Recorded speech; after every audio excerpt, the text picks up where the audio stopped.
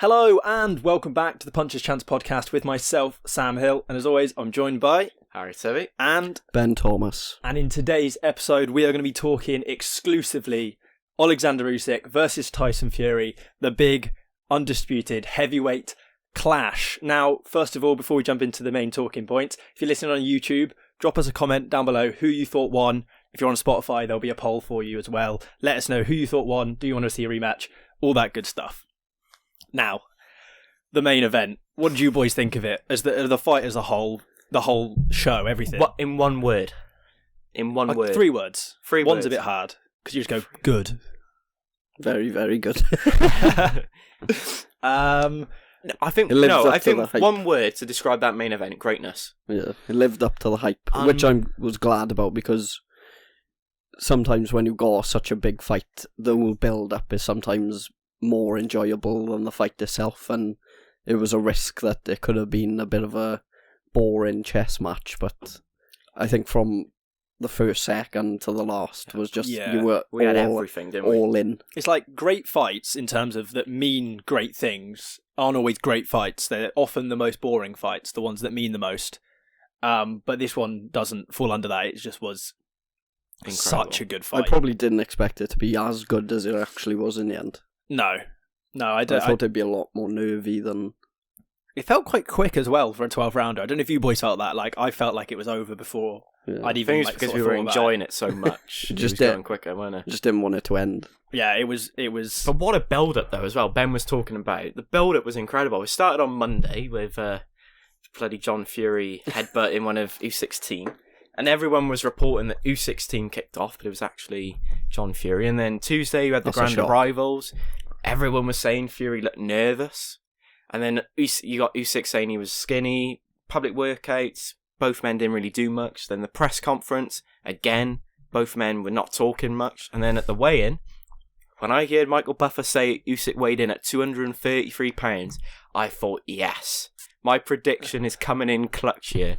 But when you, I think it was you that messaged me back later on in the evening and he was actually 223 pounds, I was like, oh, uh-oh. Oh, he's normal. Yeah, Fury's in trouble. Fury's in trouble. Yeah, I mean, that whole build-up, like, I think I kept saying kind of like, there's only so much you can read into it. Like, it kind of is irrelevant, but it isn't. It's great to talk about. There was not many mind games, I don't think, though, really. The workout was because they both switched stances. Yeah. Okay. I think as well, there was so much double bluffing going on that there was almost no bluffing going on. Like, they're trying to work so many steps ahead that they're both actually just kind of acting normal. The thing that I found is Fury was a little bit well-behaved for everything, and then the face-off, he just like bang, snapped, and just instantly went straight into fight mode though, ain't he?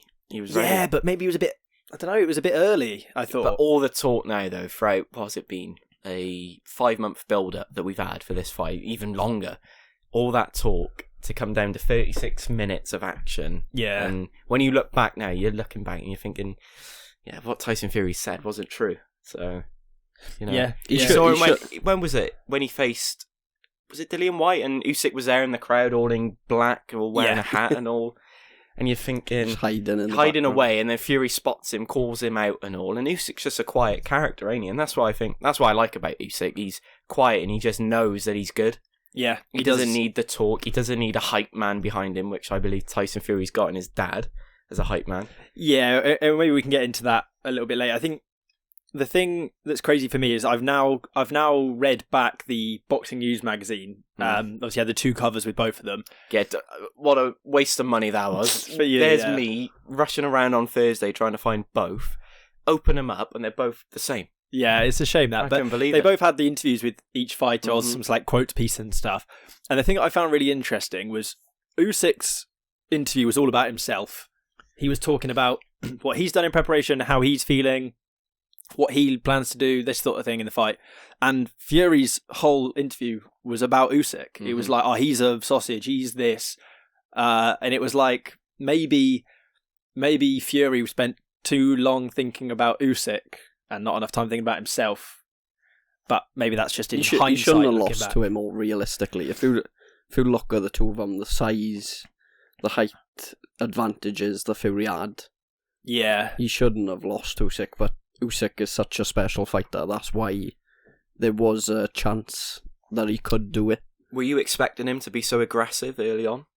Because from Usyk no. just came from round from round 2 onwards. I thought, yeah, Fury's easily winning it, but the first 2 rounds, Oleksander Usyk had it all under control. Yeah, I think I expected him to be active. I expected him to be energetic. Oh, he said after the weigh-in, Tyson Fury, I'm not going to leave you alone tomorrow evening. Let your fist do the talking. Yeah, I thought he was going to be really active. I thought he was going to cut off the ring like he did. But what I didn't expect him to be was so aggressive with his hands, which he was. He couldn't care how big Tyson was. It was risky, wasn't it? And like I thought he would have taken a round or two, obviously with the difference in the reach advantage, like the first 1 or 2 rounds to work out the sort of distance he needs to stay out of trouble. But he just went straight in there trying with the left. He wasn't scared though, was he? He was saying to Tyson Fury, listen, I'm coming to you, mate, and you have to do something special to get me out of you. You've got fair to. Play to him.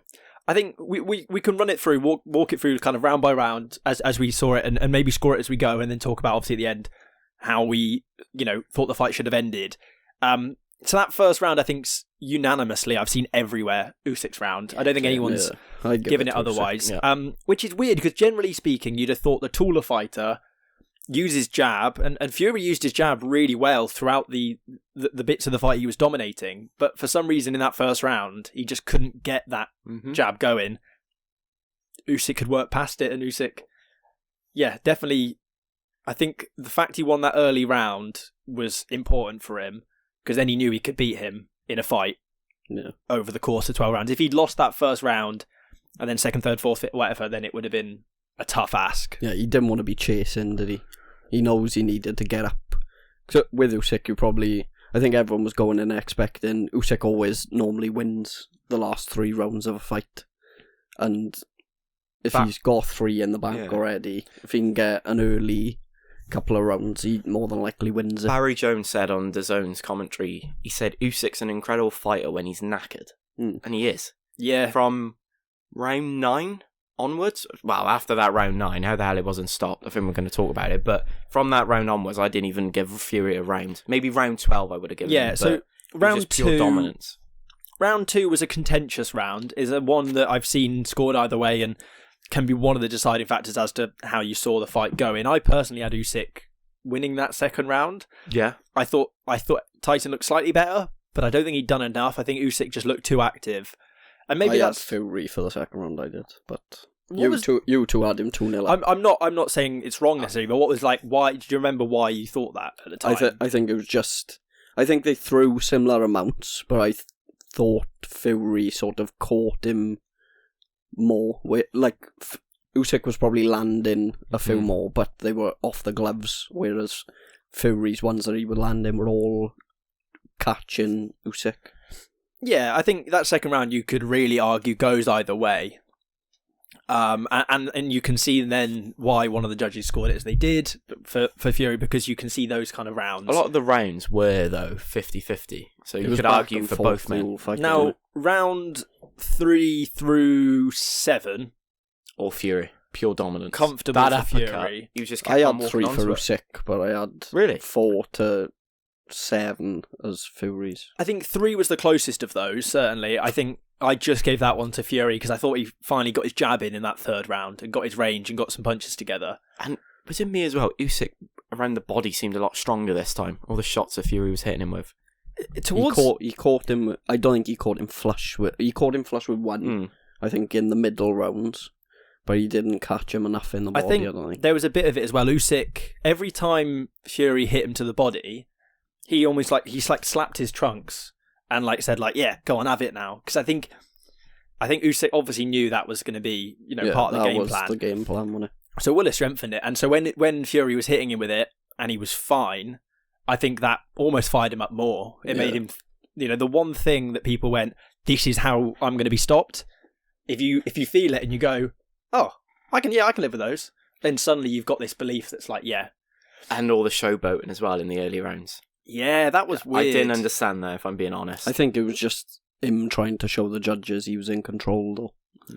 I thought again, I might be putting things into my own head based off how the fight or how I had perceived his build up to it, I felt that was nervous. I thought he was being, when if people are nervous, they almost try too hard to seem not nervous.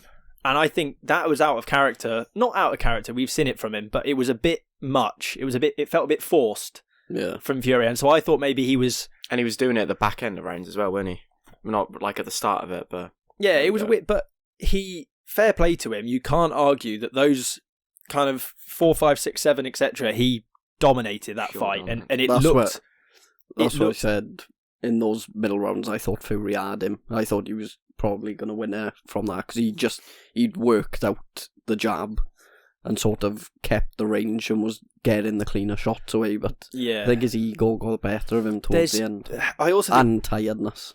I think, again, it was Barry Jones on DAZN that said it. He said, good fighters can win fights. Great fighters can win losing fights. They can change fights. And I think we saw that twice in the fight. Obviously, the first opening rounds, Usyk won it. And then Fury was able to change the fight, make it his fight, win those rounds. And then after that 7th, Usyk then again somehow was able to change the momentum of the fight to his own. Yeah. Which is He is just really good in the late rounds, only. Like I said, when the fighters get tired, that's when he switches up the levels. That's the experience. So he's got 22 fights, but 300 amateur fights, 350. It does show though that if you've got amateur background, you are going to be a better fighter come the back end of your career. Because we've seen it when Fraser Clark fought Fabio Wardley. We thought, there's no way Fraser Clark's going to win. And look at that. Look at Lauren Price just last week. Yeah, I think the amateur background helps. And as Fury didn't have a big amateur background, did he? No, not at all. Because he was going to go to the Olympics, though, weren't he? For either Britain or Ireland. He missed out on the Olympics to it was the Scouse guy, David Price. David Price went instead of him. Then he tried going to the Olympics with Ireland, but Ireland couldn't have him for some reason. Yeah, I think what Usyk does is he starts quick and then he settles, and then it's almost like he just slowly puts pressure on over the course of the fight. He gets slightly quicker, slightly more aggressive, and it has this sort of snowball effect that by the time you get to the 10, 11, 12s, all of a sudden it's like, I've got nowhere to go. I've been working so hard for 5, 6 rounds to win those rounds, and now I've got nothing left, and he won't leave me. It's a bit like when Usyk fought Tony Bellew, wasn't it? Yeah, Tony Bellew breaks you down. Breaks you down. He's just so much. He's doing so much. He's not landing punches, but he's moving around all the time. Well, that's what Bellew said. It wasn't even the thing of the punches were hurting him. It was more because he had to stay so switched on because he didn't know when the punches were coming. Then it tires you to the point that as soon as you make that, you switch off, which he did in round 9. That punch came and it was the game changer. Yeah, I mean, obviously I made quite a big thing of saying I think Usyk's going to win. Whole you were out of all of us, you were the one that said from go, Usyk's going to win. You said the same. But I think you and me, fight week, we honestly didn't know fight week, but you were like, nah, Usyk's I stuck easy. by it, and the reason that was because I just felt everyone was saying, a great big man beats a great little man. What's the quote, though, that Usyk said, though? I felt it was I thought it was a great little man fights a good big man, which is why I thought Usyk would win. But that being said, there is not any chance on earth I would have predicted Usyk to wobble Fury in the way he did. I'd have never said it. I've never once said, I think Usyk has the capacity. I don't think anyone said Usyk's going to stop him when they were making the predictions for Not Usyk. Many people would have said stoppage. He could have done. He should have done. He should have. I think it should have been stopped. If I was any other fighter, or if the roles were reversed and Fury had Usyk in that situation, that fight is stopped. I think as well, if it weren't an undisputed fight as well, then maybe. Yeah. So I think what Fury did, and you have to give him some credit for being clever, is he obviously used the ropes to keep himself up, and he also, it wasn't that he was just being hit with everything. He still had the sort of the cognitive ability to slip a few punches, which kept him going. But he had 20 odd unanswered punches, though. I think, and a lot of time to recover. I think the problem was obviously the ref scored it as a knockdown because you don't do a standing count anymore. So yeah, but it was a standing count though. Did his knee touch the floor? Yeah, but he fell against. Because he fell against the ropes. He scored it as a knockdown. with the ropes keeping him up. So then you don't... Because he was already on his feet, already standing, going like this, then you don't then have to do a standing count. So it's not a thing in pro boxing. So then he was able to... It looked like he had a lot of time, but I think he was just smart about it. You could say maybe one of those rope catches should have been scored as a knockdown earlier. He goes, no, that was a knockdown. Count him off, whatever, go again, and then Usyk would have had time. Would you agree that shot came from nowhere as well? Because Fury was dominating, and then bang.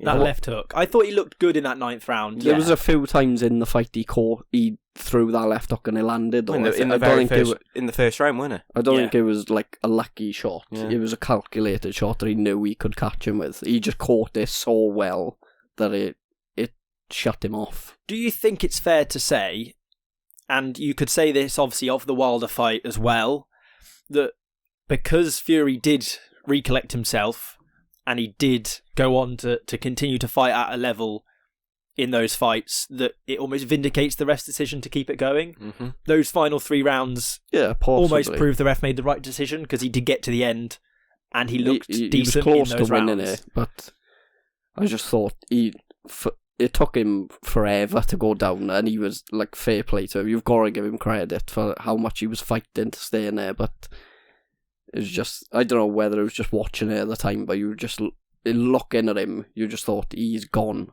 Like, as soon as that punch landed, his eyes just went. And I think we were all like the TalkSport studio as well. I bet none of us were sat down in our chairs when we saw that. I was in the pub watching it, and I managed to smash a glass because I was just slamming the table. I was like, I couldn't believe it. The table's just broke now. I was a little bit civil. I was with my girlfriend's dad upstairs, and my girlfriend and mum were sleeping upstairs, so I wasn't going to be like, go mental, but I was inside. Me and my dad and my brother, I think we woke up the entire street. Yeah, fair enough. We were mental. Fair enough. They should have been awake anyway. That's on them. Exactly. That's their bad. It wasn't even that late. 25 years in the making. How did you two have it scored up to round 8 before that? So I believe 5-3. I had it 5-3. Yeah, I had it 5-3 as well. So 5-2. So I had 1-2 and 8 to Usyk, and then 3, 4, 5, 6, 7 to Fury. Just had to check my maths there. I had 1, 3, and 8 to Usyk, and the rest to Fury. Okay. And then obviously 5-5 after 5-5 after round 9, or whatever it is in boxing terms, in terms of the numbers. But then you had round 10 where he was just coming back around, and you just have to survive. Yeah, exactly. And it was obviously Usyk's round. Fury, like you said, he was just smart. He got himself to. I think he knew if he could get round through another round, that he could then recover and he'd be fine. The other thing as well, after that knockdown, the amount of talking in Fury's corner. You had John Fury, Sugar Hill, and Andy Lee all talking at once. The man's just nearly gone. He probably can't. He's not focused. He's not there, and he's trying to listen to all these different voices. And you had Sugar Hill trying to tell him, right, you need to survive. Andy Lee telling him, you're in front. Yeah, 2 more rounds and you're undisputed champion. Yeah, you said you just need to win the last 2 rounds. His father in the back just screaming, use the jab. We're a fighting man. Use the jab, Tyson. You're a fighting man. You dust. You big sausage. But the contrast between the 2 corners, where it was just Usyk and his trainer, and they were just like, you're doing well. Yeah. But at one point as well, he kissed the cross on his... What I found amazing, and I want to preface this by saying I'm the least religious person going. None of it in my belief, but it was the end of the 7th round that Usyk kissed that cross of his trainer. He won round 8. Won round 9, could have got the stoppage. I think won 10, 11, 12. Some people say definitely won 10, 11. Something in that, in his faith, made both men were religious as well, mine. So yeah, but you get to the end and Fury's like, thank you to God or whatever. Once Tyson mentioned it every 3 seconds. Like, I was watching the video about this morning, and my girlfriend was like, "Do you reckon he's religious?" Because he literally went, "Thank you to Jesus. I think I won the thank you to Jesus." It's like, okay, we get it. But I think Usyk, something in him, he had the belief for those final rounds that it just unbelievable. Is he, pound for pound, the number 1 boxer on this planet right now? Yeah. Yes. I think no. Okay. Can I just say something? Fury was more than 30 pounds heavier than Usyk on Saturday night or Sunday morning when we watched it. How can he not be number one in that? He's undisputed cruiserweight. Now I listen Inoue and Crawford, but their weight divisions are so close together. You can easily move up and down. Over 30 pounds difference between Usyk and Fury. There can't be many people who have done cruiserweight and heavyweight, is it? Vander Holyfield. Yeah. Like undisputed are both. Yeah, no one's done that, I don't think. Didn't swear Vander Holyfield was undisputed at one point. I could be completely wrong there, but I don't think so. Because obviously Lennox Lewis beat him for the undisputed. I don't know. And then he beat Mike Tyson. Get Google up now. I don't know, but either way, it was... No, he can't have been undisputed because Lennox beat him, didn't he? Yeah, so Lennox Evander Holyfield was undisputed heavyweight champion of the world. Oh, wow, fair play to him. Was he undisputed cruiserweight as well? I don't know about cruiserweight. But, yeah, the fact that he's done it at two weights and heavyweight being one of those is unbelievable. But for me, pound for pound rankings isn't necessarily always about achievement. It's also about ability. And I think Inoue is more dominant over those three, and Crawford is more dominant over those three than... Like, it was a close fight. We've never seen Inoue have a problem.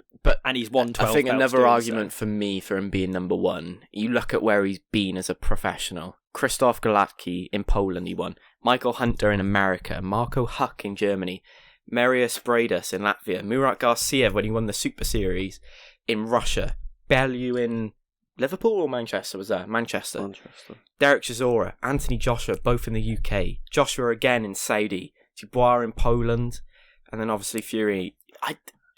Crawford hasn't done that. No. Inoue hasn't done that. And that's that's like when people say, how can he be number one? I say, well, look at that. The man is not scared of going into other people's backyards. He backs himself. He backs his ability to go and win. My respect to him is unbelievable. I do not question anyone who thinks Usyk's the pound for pound number one. I wouldn't say, oh, you're wrong. You can't say that. There's a very strong argument for it. I just personally think Inoue and Crawford are so dominant within their weight categories that they're on this kind of like higher level. But undoubtedly the best fighter, best heavyweight of our generation, without a doubt. One of the best fighters of our generation. Well, you've had two. You've had two in your generation. You've had Lennox Lewis and Tyson 200, Fury. More like. I was nice. He's in every single one. Well, you were in Madison Square Gardens, weren't you? For Joe Fraser and Muhammad Ali. To give him the credit, he's not just probably the best heavyweight, he's also the best cruiserweight. Yeah. And would be the best bridgerweight and would be the best. Yeah. It's mental. What does he do now, though?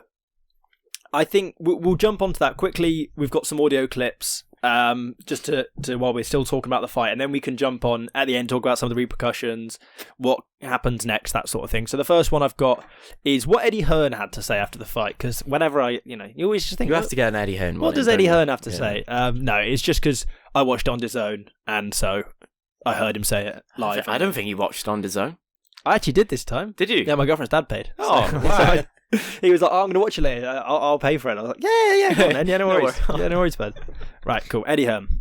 He showed unbelievable heart to stay on his feet and unbelievable composure coming out for the 10th, 11th. He was losing those rounds, but he was recovering. I thought Usyk started to look tired, but all of the momentum was with Oleksander Usyk. On the front foot, constantly walking Fury down. I thought the 12th round was quite close. Everyone asking around ringside who's got it at the end. For me, it was a draw or Oleksander Usyk by a round or two max. Tyson Fury for the first half of that fight was sensational. It was almost a mismatch.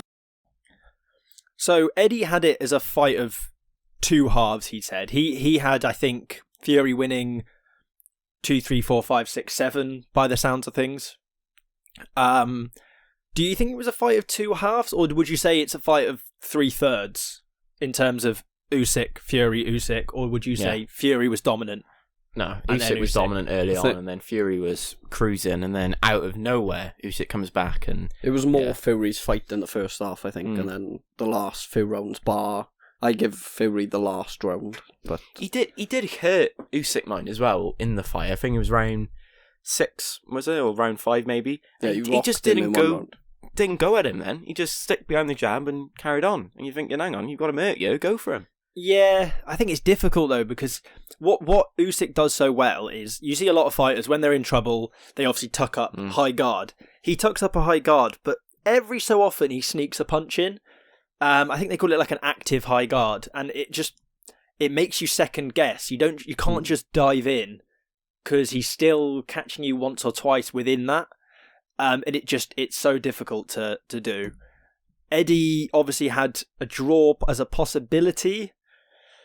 I wouldn't have been shocked if they give her as a draw, but I would have been annoyed if it was a draw. I, in the end, had Usyk by 1 round. If it was a draw, we had all this build-up, and we still don't know, and then the belts would have been vacated, and then we wouldn't have had an undisputed champion.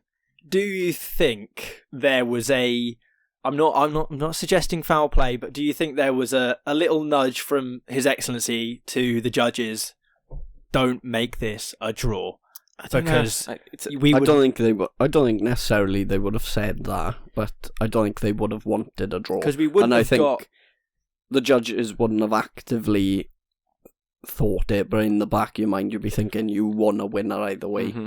Yeah, because I think what it would be Dubois Hrgovic would fight for the IBF on June 1st, and then Anthony Joshua would get the winner of Dubois Hrgovic most likely, and then Anthony Joshua would then have to fight either Tyson or Usyk for their belt, and then fight. Yeah, like it would have been early 2025. I think that's the bad part about boxing, though, is there's too many governing bodies, and Usyk ain't going to fight now until 2025. I don't think personally, but apparently he hasn't broken his jaw. So we might see him at the back end of this year. But October they won the rematch. Yeah, his managers come out and said I don't think Fury wants it really, though.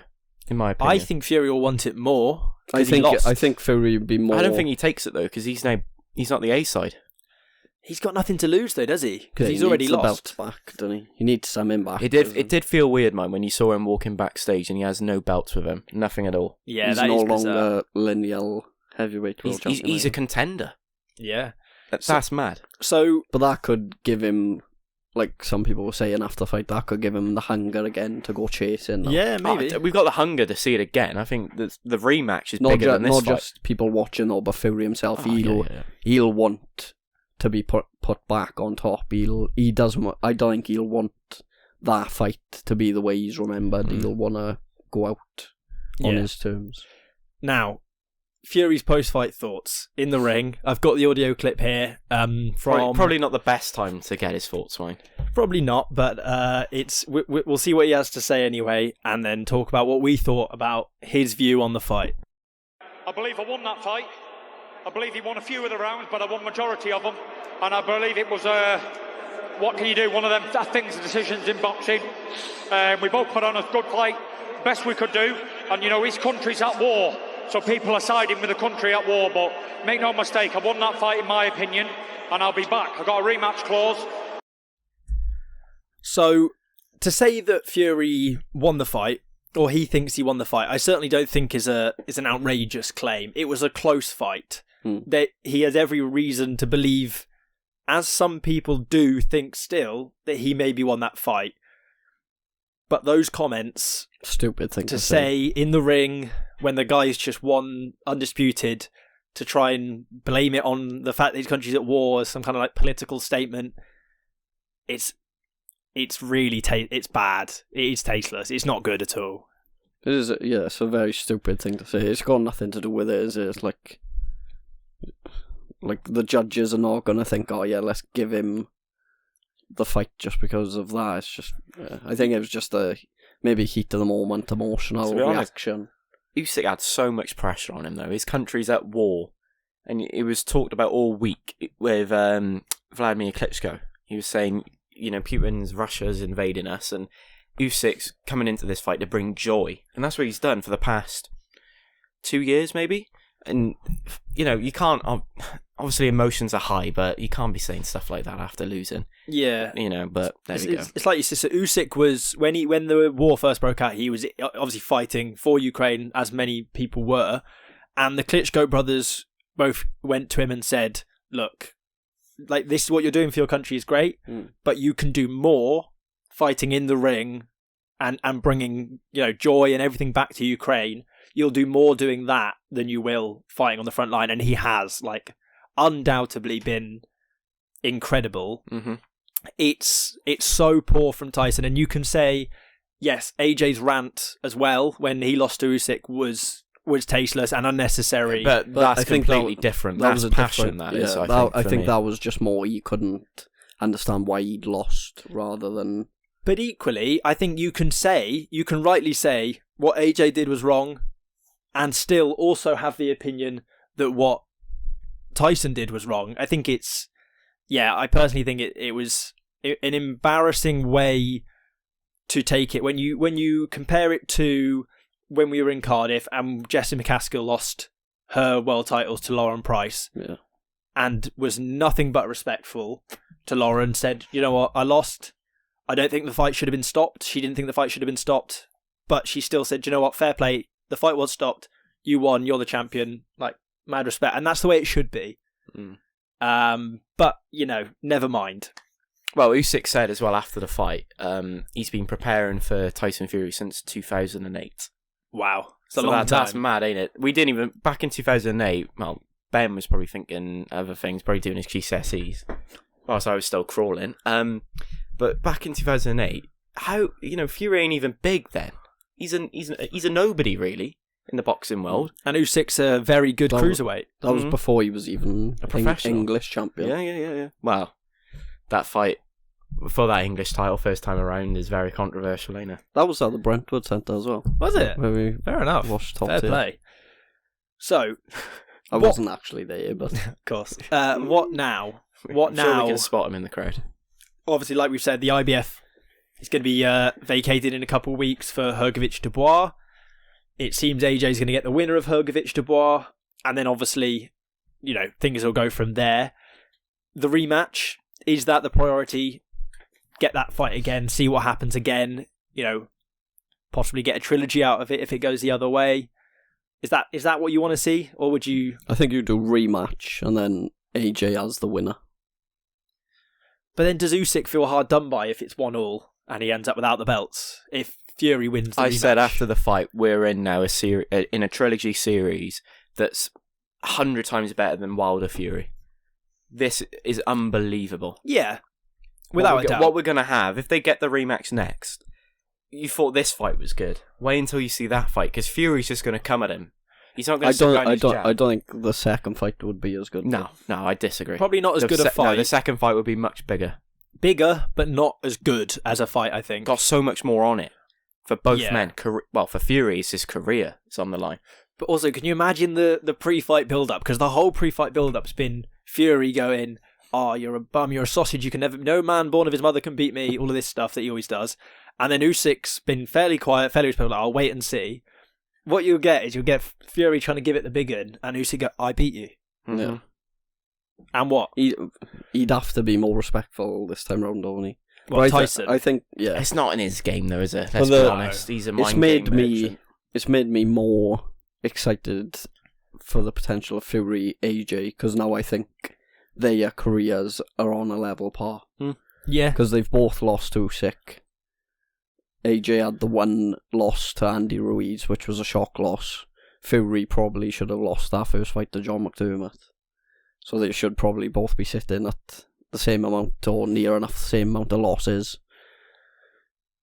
I think a fight between them two is massive with or without belts in terms of which one of them would be seen as the best British heavyweight. Yeah, I think and also just like that fight is one of those ones that in the same way this felt like it for a little while, that just didn't necessarily feel like it was ever going to happen.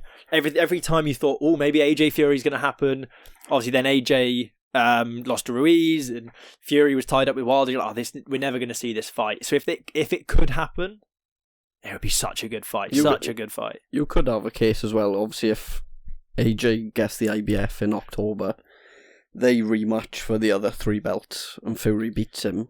You could do AJ Fury undisputed. That's the way to go. Imagine that. But this time next year, as I said, I think us three need to be over in Saudi for that. Oh, we'd have to be. But if it was AJ Fury, did you see the price of tickets for it? 20 quid someone paid for a ticket. It's so expensive, yeah. It's so cheap, it's mental. So expensive, I only do 20 Tell quid. you're a uni student. Yeah. It's like a DAZN subscription, can't pay that. No. 20 quid, what? No. It's mad. It's happened. It's actually happened. We've watched it. It's done. When you saw when they were coming out with the ring walks, oh my god, the excitement. I think for the co-main event for Jai Opetaia, we're going to talk about that on next week's episode or so. But Jai Opetaia, I was so bored in that fight, but it was because I knew what was coming and I wanted it quicker. Yeah. And my god, the wait that we've had, we've waited 25 years for this, and wow, it's happened. It's done. It's in history, and for our lifetime, we are seeing potentially the greatest undisputed heavyweight clash ever. We might not. Obviously, you could. But I don't think it's the last one. I don't think it's the last one for. I don't think we're definitely not going to wait 25 years for the next one. No, because I think we're in an era now where people will want it again. But we've got a man. His name's Turki Alshikh. That who else can you see in the boxing world is allowed to stand with his hands on the ring watching the fight? Any other promoter gets pushed back by security. But who would this fight have happened without him? Regardless of what your thoughts on Saudi boxing is, on all of these issues that many people have spoken about, we've spoken about on the podcast previously, would it have happened without him? No. Not without that money. No chance either of them would take. Because what did Fury get for this fight? 100 million? What? Something obscene like that, yeah. That's the rumoured money. I wouldn't mind it. I wouldn't mind either, but yeah. Saudi Arabia, what they've done for boxing over the last, since November is just incredible. And I think it's trickling down now. When you look at this Saturday coming, you've got Josh Taylor, Jack Catterall, you've got... There's so many big fights at the moment. There's just an excitement around boxing as well, and it just feels like people, not only... Obviously, there was more eyes on the fight on Saturday, but I feel like after that, people like this weekend will see Jack Catterall, Josh Taylor, and be like, "Oh, that'll be." Yeah, because they might have watched. They watched that one on DAZN, and then they've seen on DAZN the Catterall Taylor, and then they've gone, "Oh, the bad blood. Oh, that might be interesting." And then, it does have that effect. Without a doubt, you can't say this has probably been one of boxing. Depends on heavyweight boxing. I think a lot. It's as good as heavyweight boxing is. It's a big fight when your non-boxing mates who don't like boxing are watching. Yeah, it's a massive fight. It's a massive fight when my grandfather comes down before a Sunday roast and demands me to put it on. Yeah, it is huge. My mate texts me halfway through and he's like, "Are you watching this?" I was like, "Are you kidding? Am I watching this?" No, mate, I'm watching a film. Didn't fancy it, actually. Didn't fancy it this week. Is there anything else to say? Is there anything we can say that we haven't said already? I'm trying to think. Let me have a look. I've bookmarked loads of things this week. Just because I've been... Usyk is... Well, what was the quote? There's a quote that I liked from Usyk that he said, size doesn't matter, because if size mattered, the king of the animals would be the elephant. Yeah, exactly. Yeah. What a quote that is. It's true. It is true. Me and you've got hope then, Ben. Yeah. Size does not matter. It's what you do with it. That's what they always say, right? He's just changed that entire... Let me see. Oh no, sorry, I just got really excited then. I had some of it, but then that's for the next episode where we're going to be talking about the rest of the card, and obviously Jack Catterall Taylor, all of that preview stuff. I think that pretty much wraps it up for this one. I think we could sit here for another half hour and just be like, "Oh, this is mint in it," but no one wants to listen to that. So if you are fight of the year contender, I'm not going to say until the end of the year. There's a lot of good fights this year so far. I've got a list on my phone. I think the hype around it, and it's on there. It's on the list. It's made the list. It's definitely going to be in my top 5. I think, without a doubt, it's got to be. So yeah, like I said, next episode we're going to be talking about the rest of the card. It'll probably come out some point this midweek. Subscribe and you'll get the notification, so you don't have to, don't be like, "Oh, I wonder if it's out." Just subscribe, easy. And then we'll also be next week doing obviously the next normal show on Monday. Hopefully be getting some big guests on soon. We've got some plans coming. Other than that, like I said, subscribe or on Spotify, follow our Instagram, Twitter for reels and news stuff and tweets and all of that good stuff. Is that everything? Yep. Yeah. Beautiful stuff. Well done, boys, as well, for predicting the right winner. Thank you. Who won the predictions? I believe it was you. You won the predictions on the whole card, but Harry, I respect that. You humble in defeat. I am humbled in defeat. Apart from, as soon as Usyk's name got raised, my phone went beep and it's got Ben. Hey! I was like, and then he was like, I wish Fury won. Because that would have been me as well. It would have been nice, but wasn't meant to be. Never mind. We'll catch you all in the next episode. Goodbye. Punches chance.